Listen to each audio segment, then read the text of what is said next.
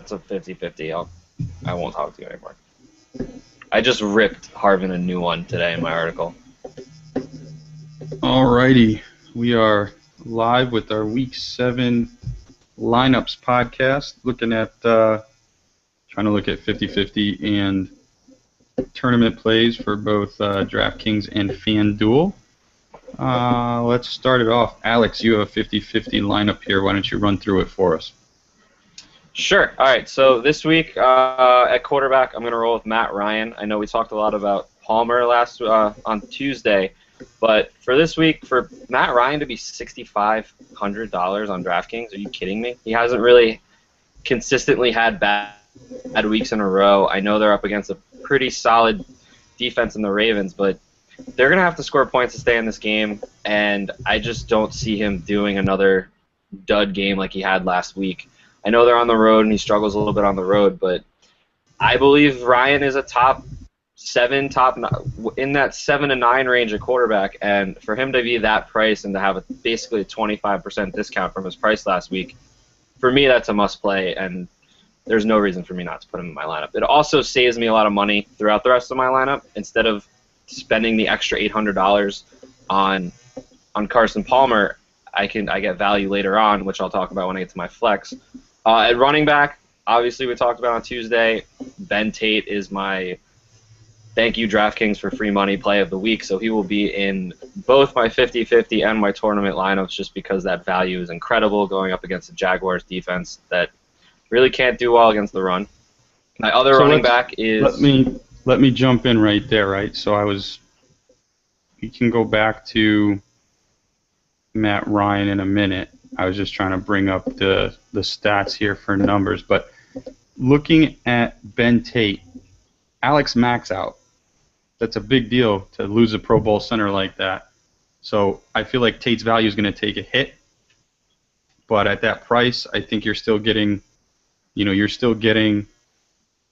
a guy who's going to get the majority of the carries. But I also read that Terrence West is. Am I on the right team? Not West. Who am I thinking of? Crowell, right? I don't Crowell, know. yeah. Crowell's going to still be there getting his double-digit touches or double-digit carries every single week. So I'm just putting it out there that there is a little bit of added risk there playing a backup center in front of Tate. Right, and obviously Mack is one of the best centers in the league, and it's going to hurt the running game, but the amount of touches that Tate gets, and even with Crowell getting his 10 touches, Tate's still going to touch the ball at least 20 times, and against the Jaguars defense, even without Mack, there's going to be room for him to run, and I just see him having a big day. I see him getting into the end zone, and it's a very safe play for the price. There's not a lot of people in that price range that I feel comfortable playing that I know are going to put up at least double digits in DraftKings and with the upside for way more. Okay. Like I said, I don't think that he's a terrible play this week, right? I'm not advocating against playing him, especially for that price. I'm just saying losing that starting center, you may not break. In my opinion, I don't know if you can assume he's going to break 100 yards this week, right? He went 20 for 77 last week, something like that. Just 25 for 77, but he got in the end zone twice. So the week before he went 22 for 121. So he's played really well coming out of the break. I just want to ride him while he's hot right now, and his price is just too low for a guy that is right now a fringe RB1, RB2 that is going to get 20-plus touches. Oh, yeah, low-end RB1, absolutely. Yeah. Oh, yeah. Go ahead. Sorry. You're on to Andre Ellington. Carson Palmer is back. So Carson Palmer's back going against the Raiders defense that really isn't all that good. Sure, they might score some points, but honestly, I don't think they will because the Cardinals defense is much better than the San Diego Chargers. But we saw last week with Carson Palmer in the mix, Andre Ellington gets targeted more. And those are those free points that we've been talking about all year for running backs, getting free points just from those catches. I see him getting at least 5 catches on dump-offs. He could get more because Palmer likes to find him in space. And he's also healthy and running the ball well. And until his price is over $7,000, or if they're playing like the Seahawks or somebody like that,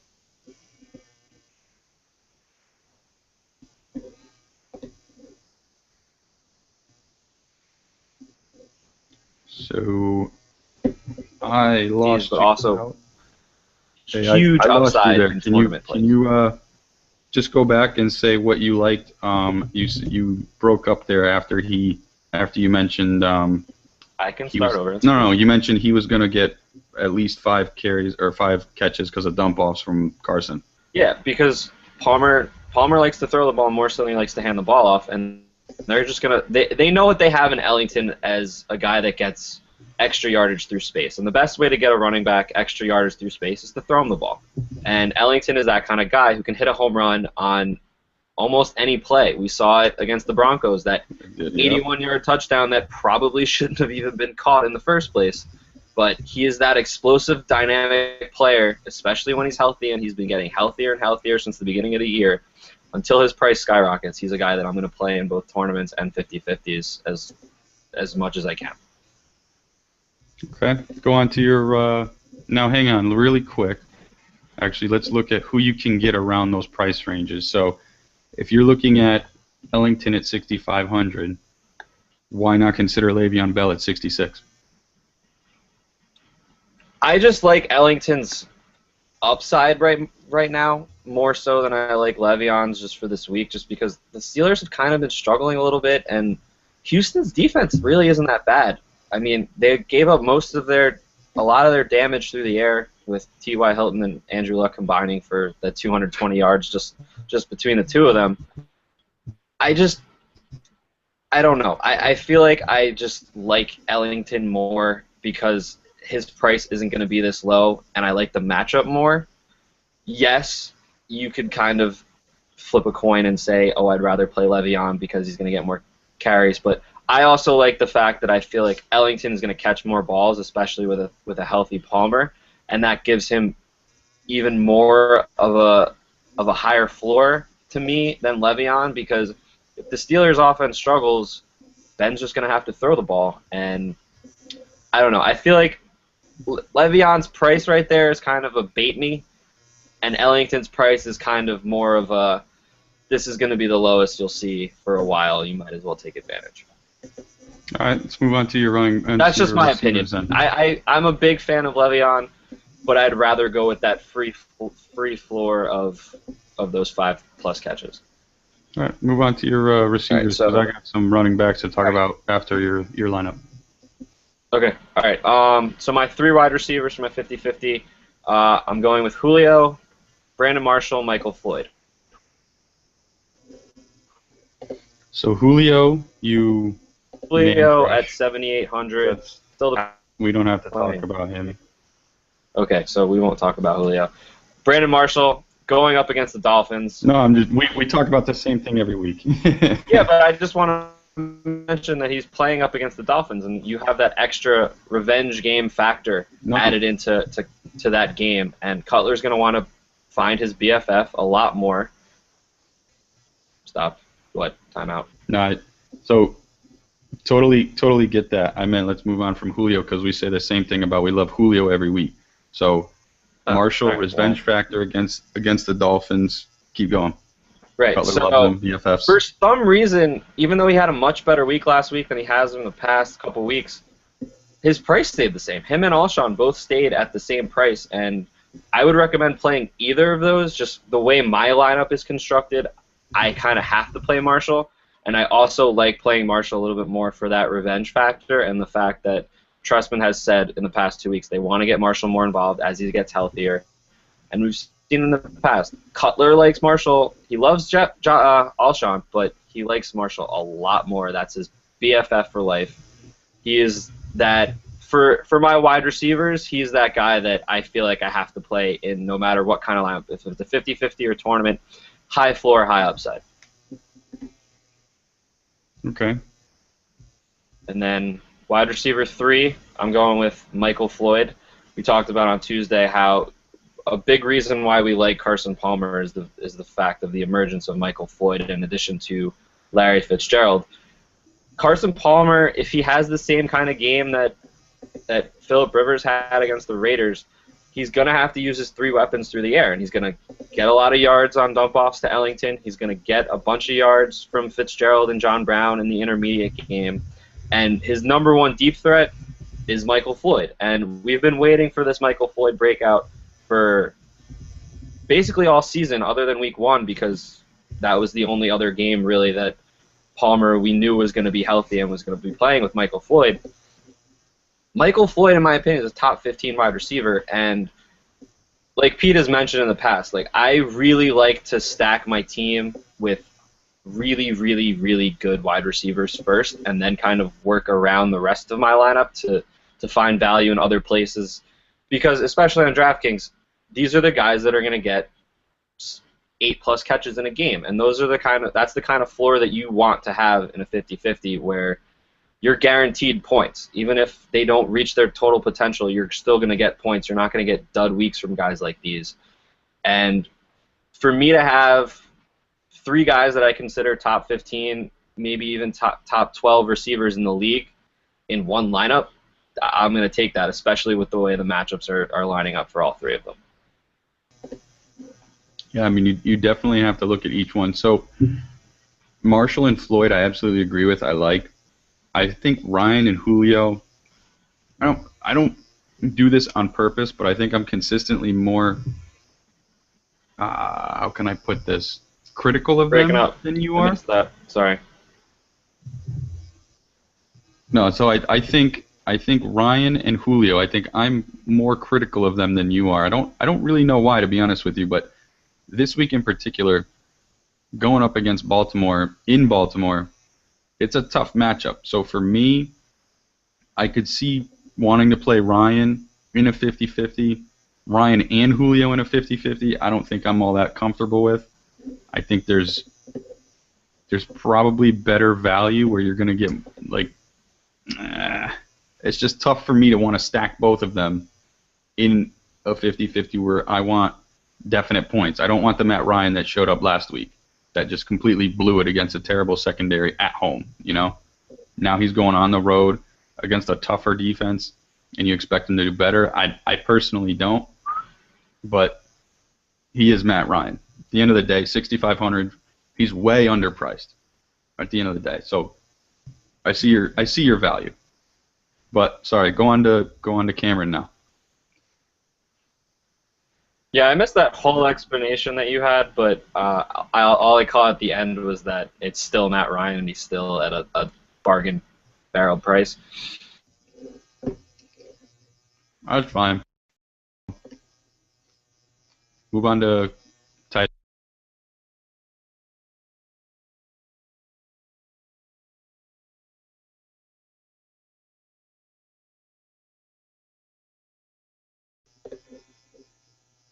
Okay, so I'm losing Alex out there. Let's At see. that price, that screams value to me.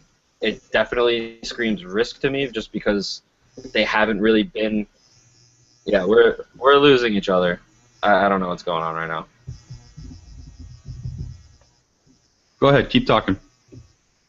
All right, so back to all right. So the reason that I'm playing Matt Ryan as opposed to Carson Palmer, I would rather play Palmer if it were up to me and my budget allowed it.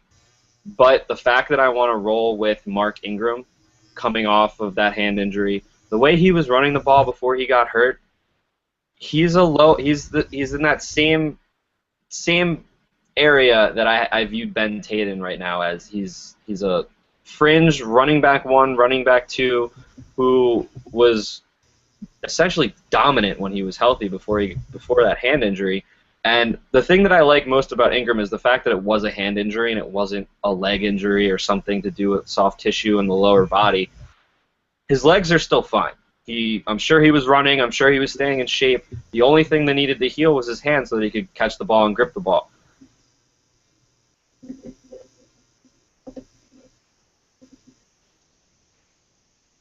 That wasn't the part of him that got hurt. So, in my opinion, Ingram is a great, great value play. I know he's a little bit high risk, but in a 50-50, he's somebody that I view as a guy that has a floor of getting 80 yards and probably a score.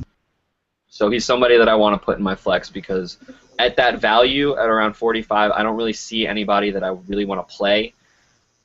There are some people with higher upsides, and I'm sure Mark's going to talk about Percy Harvin when he gets to his lineup, but like a guy like Percy Harvin or Cordero Patterson that are around that same price range this week, those guys are huge boom, huge bust, and I do not like those kind of players in my roster where I feel like I have a much better floor with Ingram coming back healthy. So Ingram goes up against a Detroit defense that's, I think, number 2 against the rush. I am not a fan of any Saints running back, really any Saints player this week, probably outside of Brandon Cooks. Again, that's me. I don't see 80 yards and a touchdown, not against that defense, not against that defensive line, especially coming back from a guy, just getting back from, what was he off, 4 weeks? 3 weeks he was out. Mm-hmm. So it's for me, again, 50-50 lineup. I'm looking for people that are definitely going to get me money. Ingram for me just isn't that guy. But like you said, $4,500. He is an RB1. He is going to get the touches. If they have an opportunity, he's going to take it into the end zone. So I can see you banking on that, I guess, is what I'm getting at. Right, and what I try to do with my lineups, I don't really focus predominantly on the matchup. Yes, I'm downgrading Ingram a little bit because he's going up against a very stout defense, but all teams have bad games, and Ingram to be at that price where I think he should have been going for 6,000, 7,000 if he was still healthy right now. To get a guy that didn't hurt his legs and the only injury that we're worried about is his hand, he's still in good shape. He's going to get those touches, and I know he's going to get those touches, whereas if I wanted to upgrade Ryan to Palmer and then downgrade Ingram to a guy like Storm Johnson, we don't know what we're really getting with that. And yes, his upside is way higher because Cleveland Browns can't really do much against the run either. I don't know that he's going to get those 15-plus carries to get me in the end zone and get me 80-plus yards, whereas I know Ingram will have every opportunity to do that. He might not do it, but the probability of him reaching that level of production for me is higher. So I feel like I have to put him in my lineup this week. Exactly what I was getting at, right? At that price, he is the RB1. He is getting the touches. He's not – perfect example. He's not Storm Johnson where you don't know if they're going to take him out after 10 carries. Are they going to take him out after 12? What's going on? Is he going to get a red zone touch? He's a small guy. No, Ingram's going to get the touch. So, like I said, not bad.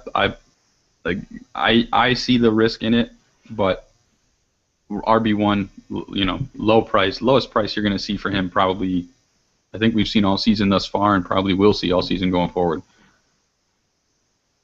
Exactly, and I like to take those guys that I feel like they're not going to be any lower than this, so they're somebody that I want to put in my lineup.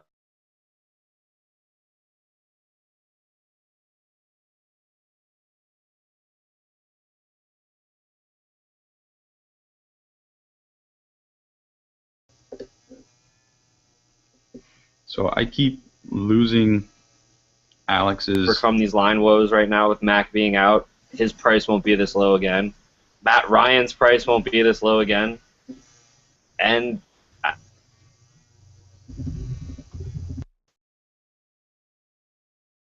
wide receiver price, but I feel like everybody in my lineup right now is somebody that this is as low as their price is going to go. So I'm rolling this week with guys that I believe are fantasy studs, and I just somehow piece together a lineup that gives them the ability to succeed.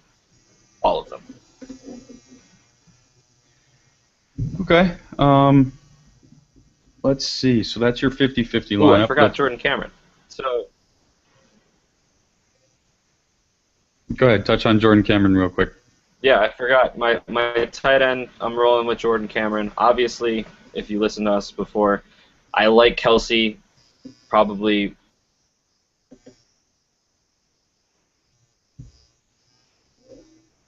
isn't because I wanted to get Ingram in. I couldn't afford to jump up and get Kelsey. I probably would prefer to play Kelsey. However, I like Cameron's matchup a lot more going against the Jaguars. He's going to get a couple passes. I see him getting into the end zone this week. And like we were talking about on Tuesday, Kelsey coming out of the bye,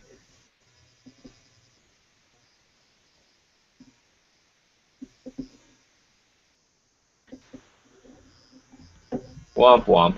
Dude, turn off your video maybe, because you just keep going in and out. Okay. Let's just see how that goes. Should I start over with Cameron? Don't start over. You made some good points. All right, I'll just start at Kelsey. Yeah, him versus Kelsey. Yep. All right, so the reason that I'm playing Cameron is obviously that $200 that saves me the ability to play Ingram and keep my lineup the way it is. But also, I just don't really trust Andy Reid. I know they're coming out of the bye, and Andy Reid has a historically great record coming out of the bye. But I just, in that matchup where San Diego, we've seen all season long, they like to shorten the game, and I just don't see Kelsey as that safe play this week. I like him as a huge upside. He's somebody that I have in my tournament lineup because of that huge upside and coming out of the bye. But for a 50-50 league where I'm not 100% sure how Reed's going to use him moving forward, when he was lower and when he was at like 3,000 and all the way up to like around 4,000, for me he was a must play. But right now when he's just a shade under 5,000 and not really knowing what Reed's going to do with him, I don't know if I feel comfortable playing him in a 50-50 right now. I would like to feel comfortable playing him in a 50-50, but not on Kelsey. Kelsey has all the talent in the world. I could see him by the end of the season going for 6,000 a week. But for right now, until I see Andy Reid show a commitment to get him the ball as much as he can, this price is a little too risky for me. So, good transition into a tournament lineup. So video being off isn't helping, by the way. Dude, it's your connection. The viewers are saying your connection blows. So get closer to the router. I mean, you're going in and out. All right, I'll go upstairs. Just give me a second. All right, as you do that, I'll go through my DraftKings lineup. I set up a tournament lineup right here. My quarterback, Aaron Rodgers. I'm a big Packers fan. Looking at Rodgers versus the Panthers defense, I think it's pretty much a no-brainer. They let Mohamed Sanu and Andy Dalton pretty much throw everywhere last week. So I stacked Rodgers with Randall Cobb. I like Jordy Nelson as well, but I went a little bit higher, or I wanted a little bit more value, right? And if I can pull up the numbers real quick, Cobb is clearly cheaper than Jordy. Jordy's, the number one scoring wide receiver in just about any format you have this year. So let's see if I can sort by cost here on DraftKings or not. Jordy's going for $8,200, Cobb for $6,700. So I saved myself $1,500 to use elsewhere. I took Jamal Charles at running back. Again, this is tournament play, so everything that Alex said earlier pretty much makes sense, right? Andy Reid has been inconsistent in his play calling thus far this year. I mean, he blew it up against Miami, blew it up against New England, and complete duds in a couple other games. But coming off the bye, Andy Reid's very good. I think San Diego can be had on the ground with this Kansas City running game. So I like Jamal a lot this week. My other running back, Justin Forsett. I can't say enough about the running backs going up against Atlanta this year. I like Forsett a lot. Very decent price, especially for someone who's getting the majority of the carries there now and getting yard yards consistently. Let's see, he was 6,600, and Jamal was 6,700. So neither of them really breaking the bank. I mean, when you're talking about Forte at 9,400 or Foster 8,300, I mean, these guys are pretty expensive, especially compared to those two that I just mentioned. So Alex, not sure what you caught, but I'll run over real quick. I got Rodgers, Jamal, Forsett, and Cobb as the players I mentioned so far. Any other thoughts on those guys yet? You're still a little robot-y. Because I had to exit the chat. Can you put your lineup up again, please? Thanks. 1 sec.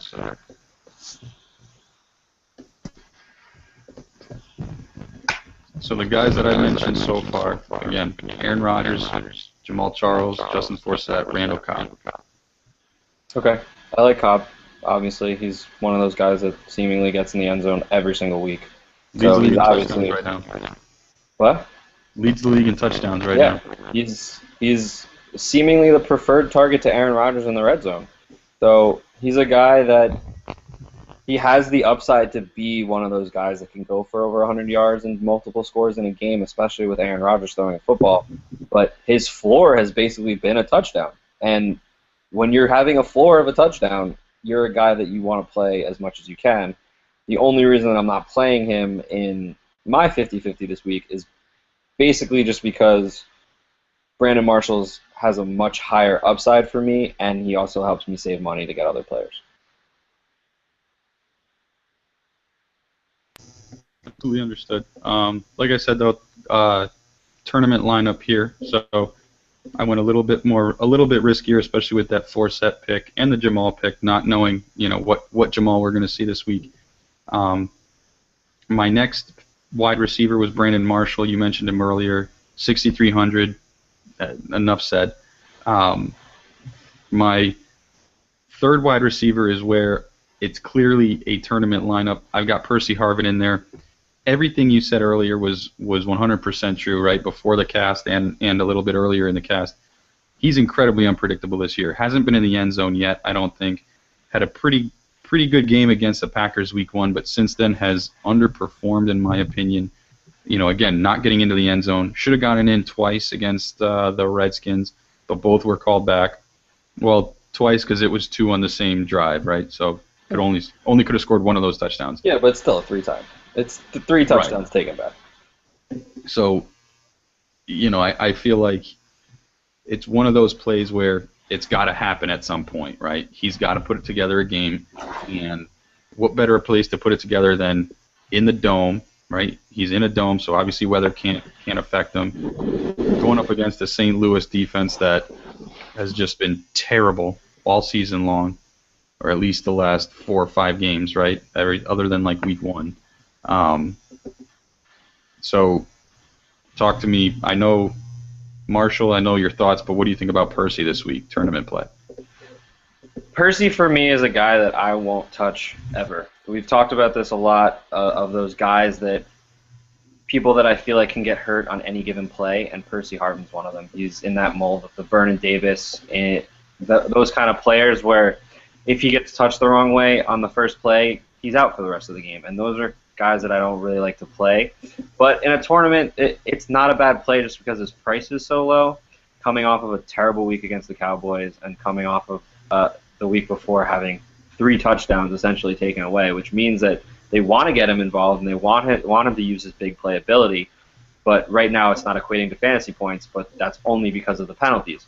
So they are looking for him to be that big play kind of guy. And for a tournament, yeah, I don't hate it. But at the same time, just for me personally, I don't like playing Percy Harvin just because I don't trust him as a player. I love his upside. I hate his floor. So even if he stays in the whole game, that floor for him just scares me way too much for me to risk playing him in any of my lineups. At 4,100, it's like for his ceiling, I feel like 4,100 is a steal. But right, and that's exactly how I feel. Right. You're absolutely right looking at his floor, though. I mean, he had, 3 points last game? And that's because of the 3 catches. He had minus 1 yard total. Yep. So it's pretty terrible. But he's one of those guys, I forget who you mentioned about before, but he's one of those guys that it's like, here he's going to put it together in one game, right? And he's the guy, maybe it was Ingram, but he's going to put it together in one game, and once he does, his price is going to soar right back up. So you're not going to get this type of value again. So for me, it's why not happen this week, right? Yeah. Right or wrong? No, I just me personally, I won't play him, but I have no problem with people playing him this week. Just me, I don't trust him, so he's not somebody that I like putting in my lineups. I don't put people that I personally don't trust as fantasy weapons in my lineups. Right. Because my lineup right now, those are all guys that have proven to me that they are worthy of my consideration. Whereas Percy Harvin, I don't know what I'm getting. He could have a great game against a terrible matchup on paper and have a dud game against a great matchup on paper like he did last week. So for me, I don't like it, but I definitely understand why people would want to play it. And for a tournament play, it screams high upside. But Yep. if he misses, your whole lineup could miss. So that's one of the other high risk, high reward in tournament play. Not gonna lie. I mean, you got to have at least one of those guys in there. So I actually have two of those guys in there because my flex is Storm Johnson. He's my punt play. Let's just throw him in there because he's a running back. He's going to get me some yards on the ground. Not a terrible matchup. So I threw him in there as my flex, and I have Jordan Reed as my tight end. I loved his stats last week. His price is pretty good this week. Where was it? I think it was 5,000 or something. Let's see, Jordan Reed. A little bit more. Yeah, 5,000. 5,000, right on. A good matchup. Yeah, good matchup going up against the Titans. I like it. I think it's a pretty good value when you pit him against other folks going higher. I mean, he's right in that Martellus Bennett range, which is surprising. Greg Olsen, only 5,400. If I have some extra money, I love Greg Olsen this week because the Packers are terrible against the tight end. They're, for some reason, either Morgan Burnett or A.J. Hawk is always caught out of position. So because they're slow, they can't cover tight ends. Oh yeah, I'm not. I wouldn't be surprised if Olsen got in the end zone this week. Is what I'm getting at. So I'm just a little concerned about that injury that he had getting that touchdown last week. That's the only thing that would keep me probably. Monte's perfect twisting that ankle. I mean, we'll see. Yeah, yeah, exactly. Obviously, keep an eye on the injury reports, but again, I'll recap my lineup in DraftKings: Aaron Rodgers, Jamal Charles, Justin Forsett, Randall Cobb, Percy Harvin, Brandon Marshall, Jordan Reed, Storm Johnson, and the Titans D. They were my defense because honestly, I put very, very little thought into picking a defense because you cannot predict defensive touchdowns. You can somewhat predict sacks and scoring, but that's about it. There's always going to be one team with multiple, defensive touchdowns that whoever grabs them that week just lucks out. How much is Pitt defense, by the way?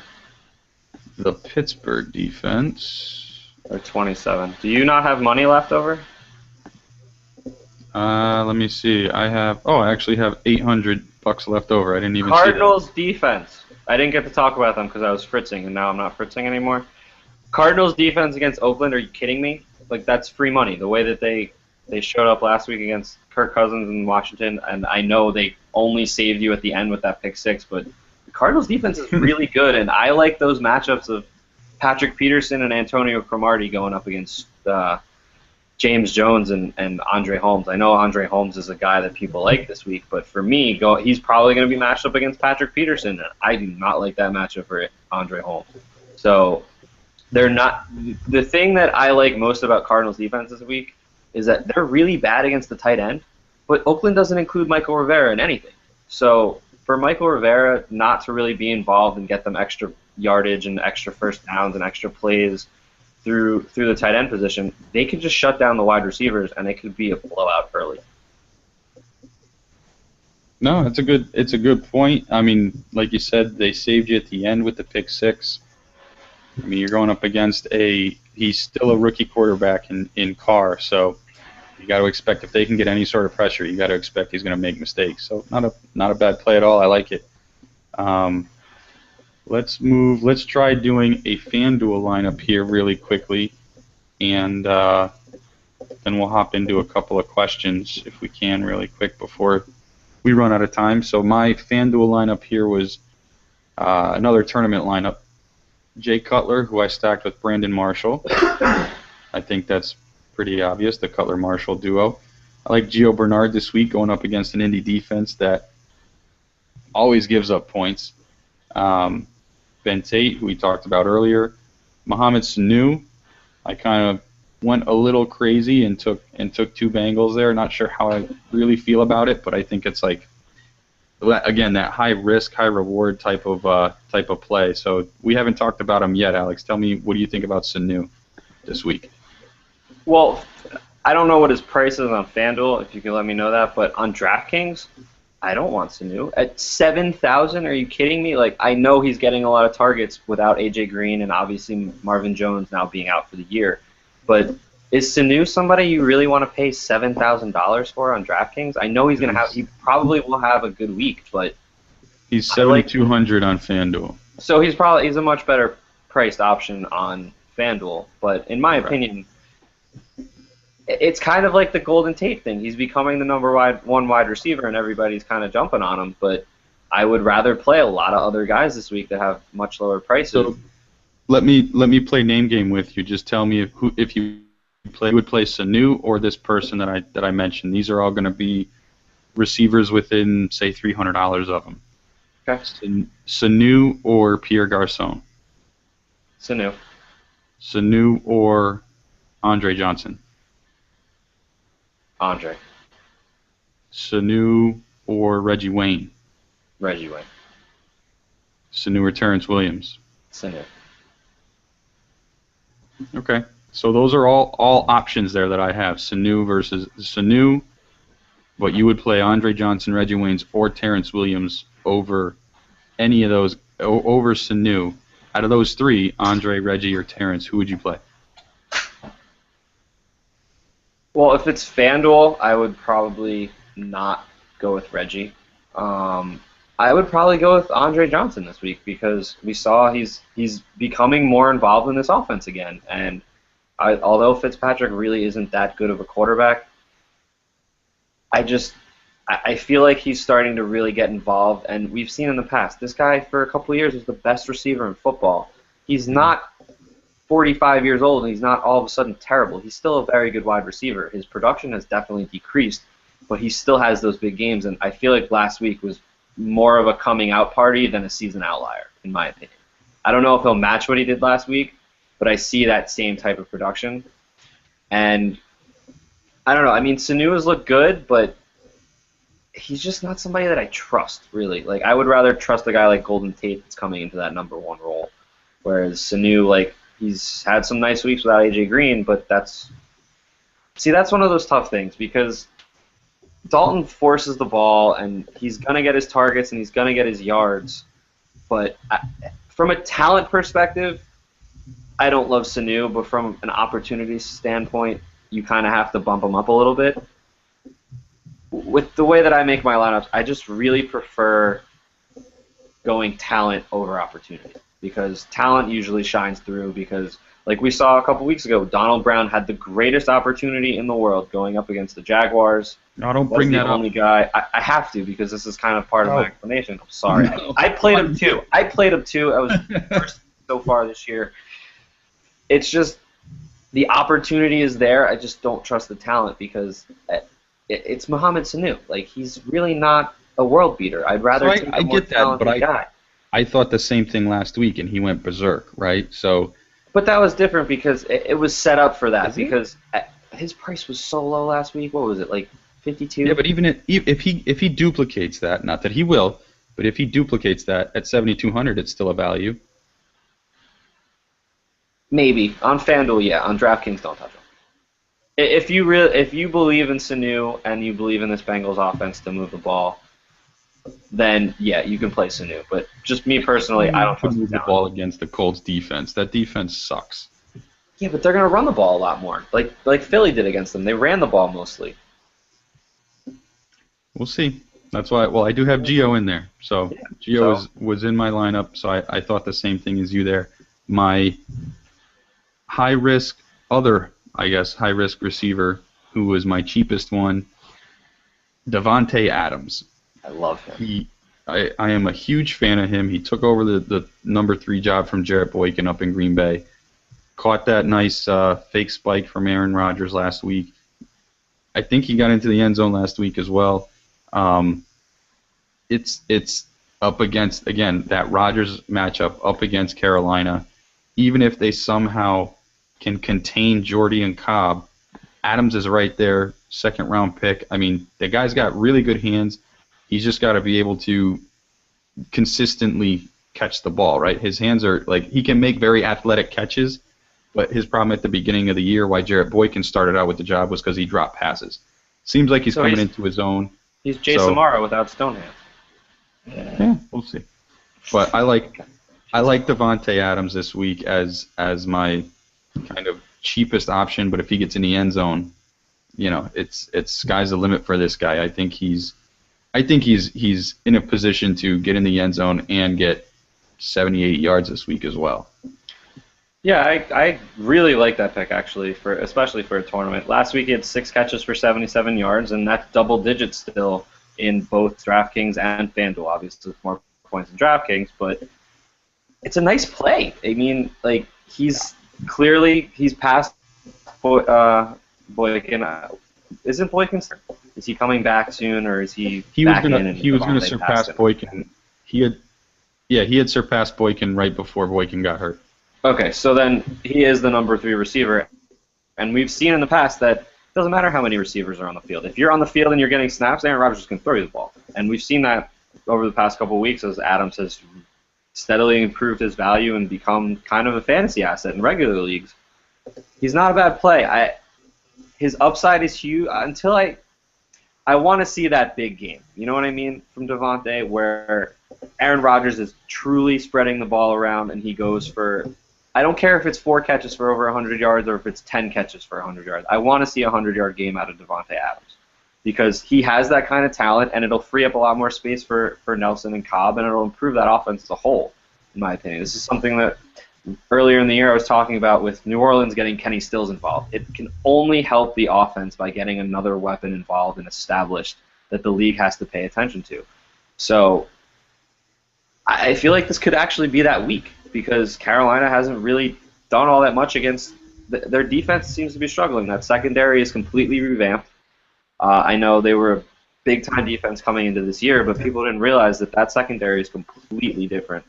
And that front seven's kind of struggling a little bit because of that. And obviously without Greg Hardy also, that doesn't help their defense either. So Carolina's kind of become a middle-of-the-road defense, and they're kind of having to score points with Cam Newton now that he's healthy. So I feel like this game could actually be a huge, big-time shootout. I think it will be. I really do. That's why I'm all over my boy in this one. But don't blame you at all. I'll finish off my listing here. I had Jordan Reed again. We already talked about him. Kicker Robbie Gould, just because I always choose Robbie Gould. I don't know why. Really don't know why. But this is why I don't play FanDuel, because I don't want to. Yeah, I'm not a big fan of the kicker on FanDuel, but either way, I put a lineup together. And defense again, chose Pitt, just because I think the Houston matchup, Houston coming into Pittsburgh, I never trust Ryan Fitzpatrick. So that's my lineup for FanDuel. We've got some questions. It's getting late. Let's take a couple questions here. The first one I'll take actually because it's on a Green Bay player, and you can touch on it after, Alex. What are your thoughts from Jeremy? What are your thoughts on James Starks as a tourney punt play in DraftKings? So I do like James Starks because he's starting to get more carries, and he showed it against the Dolphins. He can do things once he gets the ball. Like Alex just said, that Panthers front seven is a mess right now. So as a punt play, I like it. You may be able to get, let's see real quick. This was on DraftKings, so let me bring up the running backs on DraftKings. I'm not sure who else is really available at that price, but you could really get double-digit touches out of Starks this week. High priority this week more than last that he gets into the end zone. So I like it a lot. Alex, what do you think about it while I pull up the? Well, I was just going to play name game with you actually. Okay, go for it. Would you rather play James Starks or Storm Johnson? Oh. See, that's tough. It depends. If I'm in. If it's DraftKings, all right, we'll get rid of that one because we actually both do like Storm Johnson more, and he's also a little bit more expensive. He's got a better role. So yeah, that's a tough go game. Bernard Pierce at 32 versus James Starks at 3,000. I'd go Starks because I know Starks is going to get the touches. Bernard Pierce, who the hell knows what's going to happen with him? This is an easy one. Donald Brown or I'm just kidding. That ass. There's not really anybody here, to be honest. That's what I'm saying. Oh, here's one. Here's a really interesting one. This one I really want to know what you think. James Starks or Benny Cunningham? Because of the matchup, Starks. Cunningham going up against Seattle, even in St. Louis. I'd That's a probably lean towards Starks a little bit more. tough matchup. Yeah, I think so. Yeah, answer the Going question. forward, though. Yeah, going forward, though, I actually like. Yeah, Cunningham. Yes, way more. yes. If we're not talking DFS, I like Cunningham better than Starks going forward. Absolutely. And then I guess that you'd have the same decision based on him versus Trey Mason. Yeah, there's really not a lot of guys at that price that you know are going to get touches. So Starks is a good punt play if you want to go running back at punt play price. Yeah, McCarthy. Like I said, McCarthy mentioned earlier this week they want to get Starks more touches. 3,000, great punt play. Great job. I'll send this next question to you. This is also from Jeremy. Curious to hear thoughts on Lamar Miller this week. He's cheap on DraftKings and decent price on FanDuel as well. So on DraftKings, can we find him? Let me scroll up here. He's mid-fours. No, he's 53. See, all right, this is what we've been talking about the past two podcasts. I would rather play Ben Tate. I know Lamar Miller is now, the job is his because Sean is out for the season. But Chicago has kind of surprised us. They've been pretty decent against running backs because they score so many points that it kind of forces teams to get away from the run, and they're not really playing catch-up as much because I like Lamar Miller. He's a good play, but at that price, I would rather play Ben Tate. I'd rather play Ben Tate as well, and on FanDuel, he's 7,200, so he's 100 less than Ben Tate on FanDuel. He's, I feel like that's a lot of money for Lamar Miller. It's not a bad play because, like you said, no Sean's out. Miller's right there, but you've got Tate going up against Jacksonville, who I think is a better matchup. Lamar Miller's not a bad play at all, though. Like I've got to put it out there. The Chicago defense, their defensive line, put it together last week, but in previous weeks, like both Starks and Lacy ran all over them, right? I think a couple weeks or several weeks into the season, they were one of the worst rush defenses in the league. So I don't know how really to read Chicago, but I think we all know how to read Jacksonville. So I think that's why we're both saying Tate over Miller, but Miller is not a bad play at all. Can I just get a side note? I hate you, Danny Amendola. You. Oh, yeah, Danny Amendola kind of sucks. I hate him so much right now. Michael Forte asks, what about Anquan this week? What's his price? Because I actually do like that just because they're going up against the Broncos. Like I was saying with Kaepernick on Tuesday, I like Kaepernick this week. I hate Kaepernick in general, but I love him this week. And Anquan's going to be – I feel like Anquan has to be his blanket. And he's going to have a game to the tune of something like a 9-catch for 90-yard game or even more yardage on bigger chunk plays. But if Kaepernick's going to succeed and they're going to keep this game close, it has to be Bolden. So he's 4,500 on DraftKings and he's 6,300 on FanDuel. So pretty reasonable in both. Incredibly reasonable on DraftKings. Yeah, that's especially after the game he had last week, where it pretty much showed exactly what you said. If you want to move that ball consistently, you've got to get Bolden involved and keep him involved. That's one of those plays that's kind of, I didn't even see that, and I kind of want to reconsider playing him over Mark Ingram. Even though, like, I love Mark Ingram's price right now, it's just that matchup's kind of intense. I feel like I would rather play Bolden in the 20 and keep Ingram in the 50-50. But at that price, I would kind of like Bolden's upside more because if they're going to make that game close, he has to get the ball. Has to. There's no question about it. He has to be involved and continue what he did last week. He's a good wide receiver, and he's in that Reggie Wayne mold. He's not going to blow the top off the defense anymore and be that ridiculously awesome wide receiver one, but he's going to be a PPR monster on any given week, and even without getting in the end zone, he could have a 20-point week. So that's definitely a good play. That's a good call on that. I missed that one. A good recognition. I like it. So let's move on. Xenon asked us to rate his lineup here. Hoyer, Forte, Forsett, Harvin, Steve Smith, Michael Floyd, Jordan Cameron, and then Dan Bailey, kicker, and Bills D. Where do we see bad plays in that lineup? I know we already talked on Harvin, so we know that you're anti-Harvin. If it's 50-50, I'm not on Harvin. But where else? I don't hate it. I mean, you know how I feel about Forsett in the Baltimore running back situation. I like the Hoyer play. We talked about this. For points per dollar, he might be the most successful quarterback this week.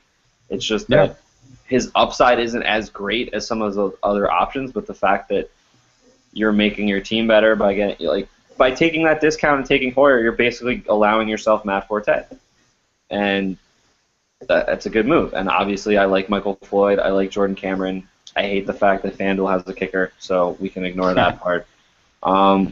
It's a solid lineup. The only concern I have is Harvin. The only concern I have is Harvin. I don't trust him. So I echo. Obviously, we got into Harvin earlier. I think Hoyer has a lower ceiling than most this week. You know, he's got a great matchup, but we just don't know yet what that Browns offense is all about, right? I mean, they ran the ball a lot last week. They're going to keep running the ball a lot. I really think he's got a low ceiling. Like, I don't see him throwing for 300 yards and 3 touchdowns. But at that price point, if you're going to, punt away at that price point, that's the best value you can get, right? You can't ask for a better matchup there. So overall, I mean, points per dollar. Points per dollar. Yeah, points per dollar. He'll probably be up there. I agree with you there for sure. But other than that, I like the lineup, to be honest with you. It's a good lineup. Pretty good. He's listening to us. My only thing is, if you want to get higher at quarterback, you've got to go lower than Forte. Right. There's a lot of people lower than Forte. I think he's the number 2 running back. So he's 9,300 this week on FanDuel. And what's Ellington on FanDuel? If you drop down to even Lacey's 7,700. Ellington 7,100. Yeah, that I would like. If you want to upgrade Hoyer and you kind of feel iffy about Hoyer, put in Ellington. He's not going to have the same kind of game as Forte, but it's not going to be a lot far off, and you're saving yourself $2,000 to upgrade Hoyer to probably Palmer. You can upgrade Hoyer to, let's see, Andy Dalton. What's Hoyer's price on FanDuel? Is it $6,000 or something like that? 64. So you can upgrade to 84, which means you have Kaepernick, you have Palmer, you have a lot of those guys that are under 8 that have a lot higher upside. But you've even got Cam Newton there if you wanted. I mean, I would personally do that. I don't think not the Cam play, but I would personally drop down Forte for somebody else and upgrade my quarterback position there. Yeah, Miami's actually not that bad. Oh, yeah, never mind. They are kind of bad against the run, but I don't know. I just personally, I don't like spending as much money on running backs because I like my 4 wide receivers, and then I just kind of figure out the money that I have for running backs, as opposed to I don't know. It's tough, but I like having those wide receivers and that quarterback that I know are going to get me those points versus taking a guy like Hoyer. He will probably do really well in terms of points per dollar, but he could also not do anything. So he already said that he took Hoyer out and put Cap in. So we're good. Nice. Let's go Kaepernick. Let's see. I'm scrolling down. Not to skip questions, but one of them pertains to Anquan still. Michael asked, do we think Talib will play on him and shut him down, though? I really don't. I think Talib's overrated, to be honest with you. I think he's Crabtree anyway. Yeah, and Bolden, he usually lines up on the inside. I don't think they'll take Talib in there. I think Anquan will line up on the inside and get a more favorable matchup than Talib this week. Yeah, they'll find ways to get Bolden open. Even if he is on Talib, the ball, they've got to. And even if he is on Talib or Talib is on Bolden, he's so physical that he can still win that matchup occasionally. That's a different type of receiver than Talib is used to going up against. Yeah. All right. Next question. Harrison asked, "What's Jordan Reed's floor, or would you play Jordan Reed in a cash game?" Yeah, I just don't have money for him. I kind of wanted to play Jordan Reed this week, but I didn't. I just hate the Redskins, and I don't trust their offense. But The Titans. Jordan Reed is. If you thought Niles Paul was good and nice and valuable for you this year, just wait until Jordan Reed is going. Yes. So That's what I'm Reed going is to so say. much better. He's so much better than Paul was, and the Titans are 1, 2, 3, 4, 5, 6, 7. They're bottom 10 against the tight end. So it's not a terrible play. They've given up 5 touchdown catches to tight ends this year so far. I don't see why Reed can't get another one. I mean, they gave up 2 to Indy. I think it was 1 to each Fleener and Dwayne Allen. Let's see. The only tight ends that didn't score against them were Dallas, that's because Dallas ran the ball all game, and Cincy, and Cincy has Jermaine Gresham as their tight end. So that answers that. But yeah, I like Jordan Reed. His floor is pretty high this week, I think, especially seeing what he did last week. I really think, like I said, I think he's got a good shot to get in the end zone. If he doesn't, I think he can still give you on FanDuel 8 points, on DraftKings, double digits. My only concern with Reed is the injury concerns. He's not quite in that realm with like Percy Harvin and Vernon Davis for me, but he's kind of close because of those like one hit to the head, he could be done for the year, let alone the game. Yeah. So that's everybody though. So. But his are worse. You know but what I mean? Now we're not talking skill anymore. It's all game of chance. We can't even get into that. We can go all day on that. So let's go to the next question. What do you think of Joique Bell, Dwayne Allen, and Matt Forte? So we touched on Forte. Think he's really good, but I think he's a bit overpriced. I won't be playing him this week. Joique Bell, I think Reggie Bush is coming back. He practiced yesterday and today. Here's my take on Bell. If Bush plays, don't play Joique. If Bush does not play Joique. That's how that's Joique Bell. That is how you treat Joique Bell. He could have a good week with Bush, but you don't know how many touches he's going to get. When Bush is out, you do know he's going to get the ball, and he's getting the majority. Yep. So Dwayne Allen, I like him. He's my tight end in my standard league, and he's the guy that's going to get you in the end zone for the Colts. I mean, he is their target. He's so much better than Fleener. It's kind of funny. And the Bengals are apparently the worst against tight ends in the league, but not on a touchdown basis, more on a receptions basis. They've given up 40 catches for 473 yards this year, 2 tight ends. So I like Dwayne Allen as a play this week, actually. CJ2K. Sorry, I'm like, there's 3 minutes left in the game. What's the score? I can't really see. We're down 8, 3 minutes left. God, CJ let's just go. Broke off a run. Let's go, G. Let's go. Jets covering, nice. I don't care. I just want. Oh, I'll die if this goes to. I'm gonna die if this game goes to overtime. I'm gonna freak out. All right, let's see. We got any more here? Someone mentions that Peyton. Oh, here we go. Jeremy asks, any thoughts on Josh Hill as a punt play on DraftKings? If Jimmy Graham doesn't play, yeah, why not? Because if you need, I would rather put him at your tight end slot and then upgrade everywhere else. But I wouldn't necessarily put him as a punt play in my flex. Yeah, I'm not big on using a tight end in my flex position anyway, unless I'm choosing to go with like a Graham Gronk type of pairing. I'm really not a fan of punt playing with a tight end, but I like your thought there. Yeah, I like using him as my tight end and upgrading everywhere else. If Graham's out, Breeze still targets the tight end. Well, the other interesting. You hope, right? Here's the thing though with Josh Hill. I don't know if it's going to be him or Ben Watson. That's what I'm concerned about. That's the question. Right? It's the same story with the Saints. If you don't know who's getting the ball, and even when Graham's out, they can't tell you who's going to get the ball because they have 2 backup tight ends. Because Josh Hill was the guy when Graham was in the lineup, but when Graham got hurt, the ball was going to Ben Watson.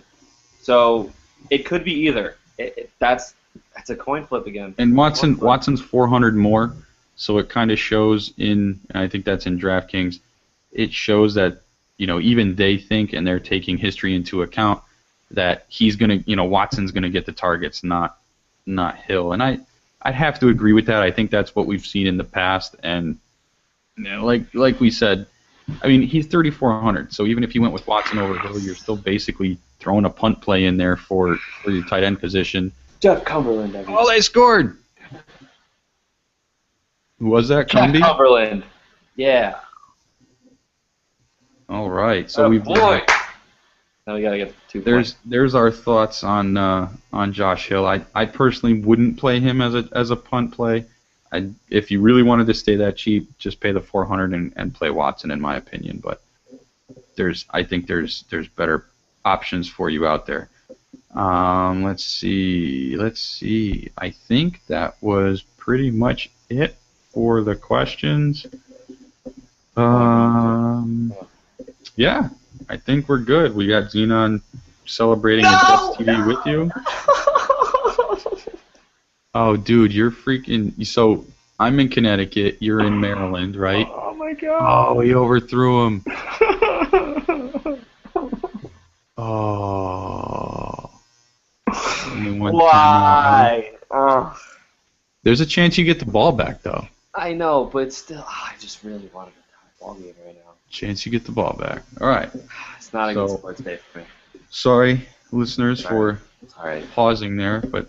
I'm not. Thank you guys very much for tuning in. Thank you guys again for all the questions. This has been great. You guys rock. Keep it up. Thank you. Go to fantasyknuckleheads.com. Read all of his articles, risers, fallers, all that fun stuff. And make sure you tune in on Tuesday for our value picks for next week. And good luck. Hit us up. Twitter @MNMilano, @Alex Hanowitz. We'll catch you guys next time.